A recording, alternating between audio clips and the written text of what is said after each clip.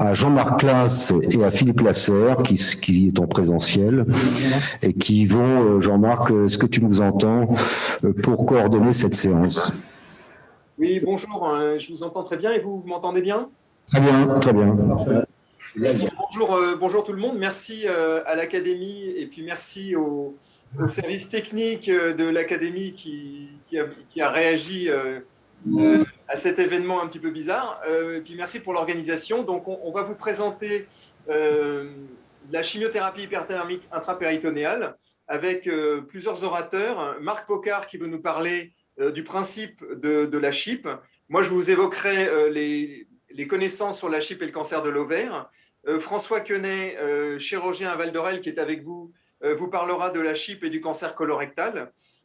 Diane Goéré parlera de la CHIP et du cancer de l'estomac. Olivier Gléhen, qui est en Zoom, comme moi, depuis Lyon, nous parlera de la CHIP et des maladies rares du péritoine. Et enfin, Frédéric Dumont, qui a la gentillesse de se connecter avec nous, puisqu'il est actuellement en congé aux États-Unis, nous parlera de la PIPAC. Donc voilà, on va faire le tour de ça. N'hésitez pas à poser des questions à travers le chat et à la fin, s'il nous reste un petit peu de temps, nous pourrons répondre à vos questions. Et je crois que sans plus attendre, Philippe, si tu veux dire un mot, ou alors Marc, tu peux penser. Merci en tous les cas, Jean-Marc, de coordonner ça à distance. C'est un exercice un peu particulier, mais merci beaucoup de ton investissement dans cette séance. Non, il faut féliciter Jean-Marc du travail qu'il a fait. Il faut reconnaître que, je vous signale qu'il est président de la Société francophone de chirurgie oncologique. Voilà.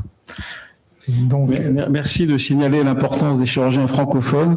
Vous savez que depuis novembre dernier, 21, l'Académie a créé les rencontres internationales de la chirurgie francophone. Donc on espère bien, cher Jean-Marc, que cette année, ta société sera partenaire de cet événement qui normalement va avoir lieu le 28 et le 29 novembre prochain. Merci. On passe la parole donc à notre collègue Marc Pocard, qui est présent avec nous. Merci. Il va nous parler du principe alors de la CHIP.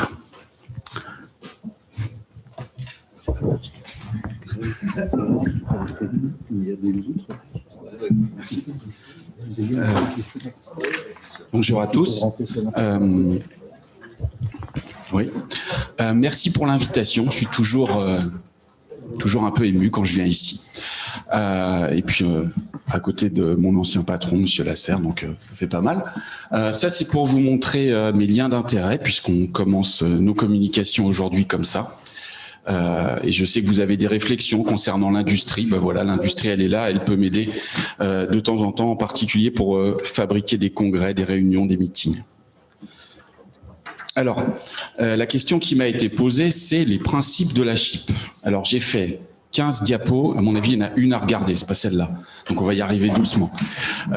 CHIP, ça veut dire chimiothérapie, ça va. Intrapéritonéale, ça veut dire qu'on met la chimio directement dans l'abdomen au contact du cancer, ce qui est complètement différent de tous les autres systèmes utilisés.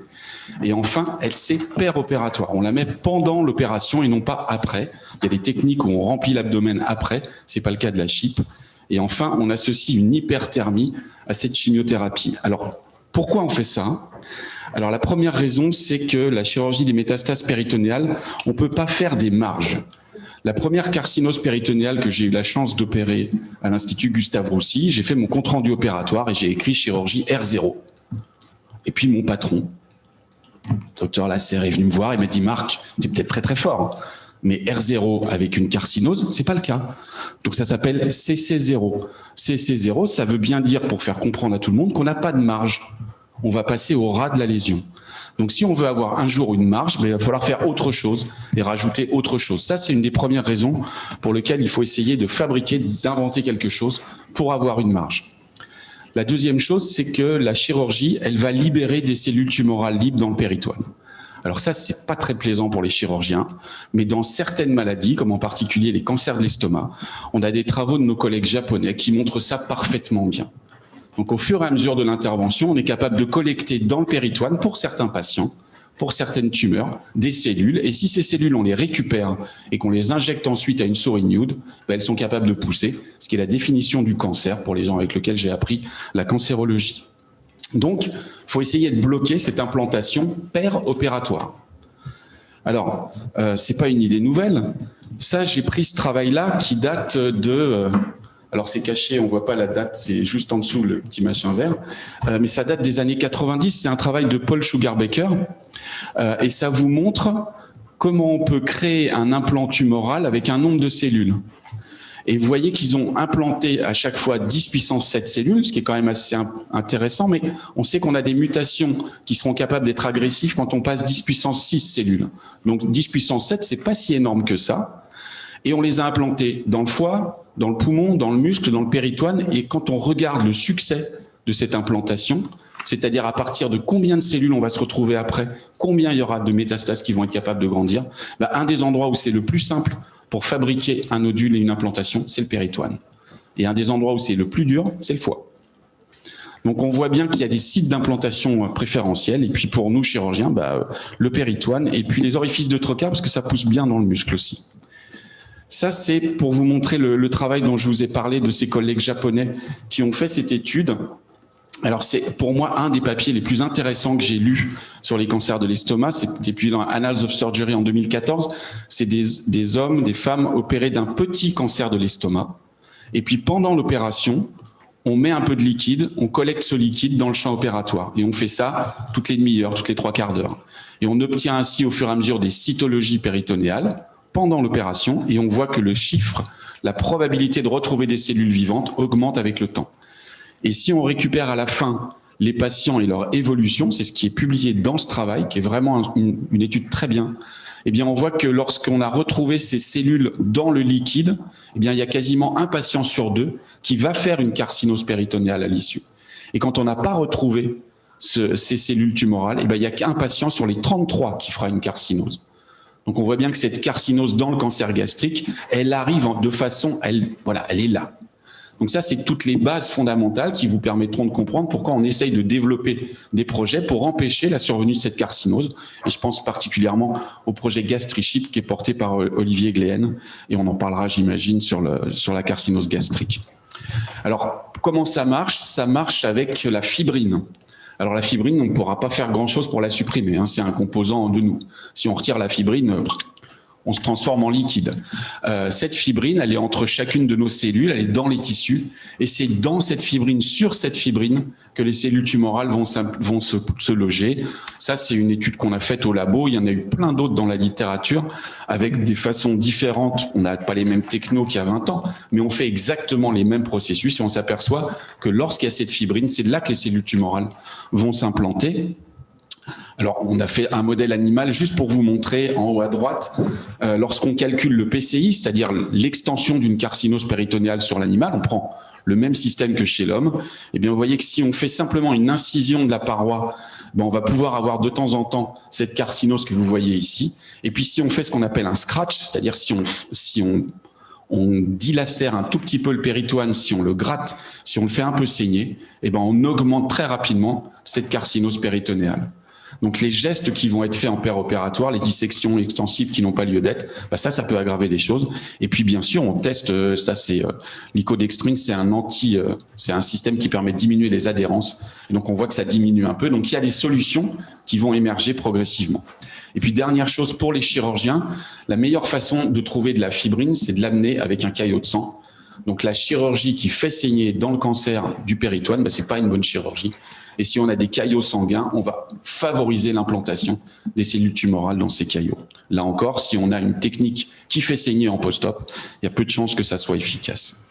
Donc, et pour finir enfin, le péritoine viscéral, vous savez qu'on peut retirer le péritoine pariétal, celui qui recouvre la cavité abdominale, mais on ne peut pas retirer le péritoine viscéral qui est sur le petit intestin. On peut retirer des bouts de petit intestin, on peut retirer certaines parties, mais pas tout. Là encore, si on veut traiter ce péritoine, la seule solution, c'est d'amener un liquide dans l'abdomen, en tout cas d'amener une solution qui se répartisse sur ce péritoine. D'où la chip. Ça, c'est la seule diapo à regarder. Voilà, la seule. Ça, c'est un patient et c'est un nodule de carcinose. Et vous voyez, le nodule, il est ici, c'est là où je vous ai mis une flèche. Ce nodule, ce tas de cellules tumorales, il n'y a pas un seul vaisseau qui se dirige vers ce nodule. Au-dessus, Tout ce qui est clair, c'est la cavité péritonéale. Le petit trait qui se promène, c'est le péritoine. Une seule cellule est tendue comme ça, collée à une autre cellule. C'est très, très fin. Et en dessous, le tissu de soutien. Eh bien, regardez, cet amas de cellules, il n'y a pas de vaisseau. Donc, une chimiothérapie qui passe par le sang n'a aucune chance de bloquer ce système. Aucune. Ça ne marchera jamais. Ça ne peut pas marcher. Il n'y a que la mise en place d'un traitement dans la cavité péritonéale qui peut arriver à contrôler ces cellules. Bien sûr, après, on aura quelque chose de plus gros, de plus volumineux. Il y aura ce qu'on appelle un switch angiogénique. Donc, ce gros tas de cellules va appeler des vaisseaux et on pourra envoyer de la chimiothérapie. Mais si on veut contrôler une maladie alors qu'elle est à ce stade-là, vous ne pouvez pas le détecter avec vos doigts, hein, c'est en dessous du millimètre, ben, ce stade-là, on ne pourra le bloquer qu'avec un traitement intrapéritonéal. C'est ça qui fait le principe de la CHIP. C'est sur ça qu'on travaille. Hop là. Elle est tellement importante, cette diapo, que je ne peux pas passer à la diapo d'après. Merci. Alors, les principes à démontrer. La chimiothérapie de contact est efficace en péropératoire. Bah oui, je vais vous montrer 2-3 résultats qui vont vous faire comprendre que c'est efficace. Oui, on l'a testé en labo. Oui, on a regardé, ça marche, le principe fonctionne. Bien sûr, ça dépend du type de chimiothérapie. Ça dépend de la tumeur. Est-ce que l'hyperthermie est efficace et potentialise la chimio? Oui, je vous le montrerai. Est-ce que d'autres systèmes qu'on a commencé à regarder de façon un peu plus récente sont efficaces? Oui, l'hyperpression, ça augmente l'efficacité. Pas facile de le modéliser, mais je vais vous montrer. Et bon, je vais vous donner un petit argument pour la fin de ce topo qui parlera de la PIPAC, puisque Dumont vous montrera des résultats sur la PIPAC. Eh bien, la PIPAC, qui est une invention techno qui a une dizaine d'années, ben, on vous montrera que ça change les choses. Un traitement de contact, ça peut marcher. Ça, c'est en haut à droite le PCI des souris, même système que celui inventé par Paul Sugar-Baker pour les hommes. Ici, on fait une chirurgie de cytoréduction sur un animal. On retire un pseudomyxome, qui est une tumeur rare du péritoine, mais qu'on étudie au labo. Et vous voyez la courbe en haut, c'est l'augmentation du poids de l'animal. Malheureusement, pour cette petite souris, elle ne prend pas de poids, elle ne devient pas obèse. Son augmentation de poids, c'est la prolifération de sa tumeur. Et vous voyez qu'en dessous, quand on injecte un anti-angiogénique, eh ben, on bloque la prolifération. Et cet anti-angiogénique, on l'injecte tout directement dans le péritoine. Donc, on peut amener un médicament directement et avoir un effet thérapeutique. Même chose, ici, on va amener une chimiothérapie. Donc, on va amener de l'oxaliplatine. C'est la chimiothérapie qu'on a utilisée. On met des cellules tumorales dans l'abdomen de la souris. On injecte cette chimiothérapie. Et bien, le PCI va être beaucoup plus bas. Ça, c'est typiquement ce qu'il faut qu'on ait après-demain. C'est-à-dire qu'on ait des traitements préventifs pour essayer d'empêcher la progression de cette tumeur, de ces implants tumoraux. Ça, c'est un modèle qu'on a publié il y a déjà quelques années et qui permet juste de vérifier que quand on met de l'oxaliplatine à l'intérieur de l'abdomen d'une souris et qu'elle a un cancer du péritoine qui vient du côlon, et ben avec cette oxaliplatine, on peut contrôler la progression de cette maladie. Alors, il y a des gens qui ont fait encore mieux que ça, et ça, c'est probablement un des travaux les plus beaux et les plus aboutis qui a été publié. Il est hollandais. C'est Ignace de Hing qui a publié ce travail. Malheureusement, son labo aujourd'hui est fermé pour des problèmes de financement, mais il a fait ce très beau travail. Ignace, il a travaillé non pas avec des souris, mais avec des animaux un peu plus gros qui permettent de faire de la chirurgie du cancer, qui sont les rats, et il a étudié différentes choses. Il a travaillé avec un modèle de cancer du côlon de rat. C'est des rats humains, c'est-à-dire qu'on prend un cancer du côlon rat et on le met sur un rat qui a un système immunitaire normal. Lorsqu'on injecte les tumeurs les cellules dans le péritoine, on attend 7 jours et puis on fait soit une chirurgie de cytoréduction, c'est la courbe que vous voyez en bleu, soit on fait une chirurgie de cytoréduction et on rajoute une chimio-hyperthermie intrapéritonéale. Le modèle qui a été choisi, c'était une CHIP longue pendant 90 minutes avec de la mitomycine. Alors évidemment, l'hyperthermie, elle est à 41 degrés, pas à 42. La concentration, elle est ce qu'elle est. Il ne faut pas que l'animal meure, donc on est obligé de faire quelques concessions, mais globalement, ça fonctionne.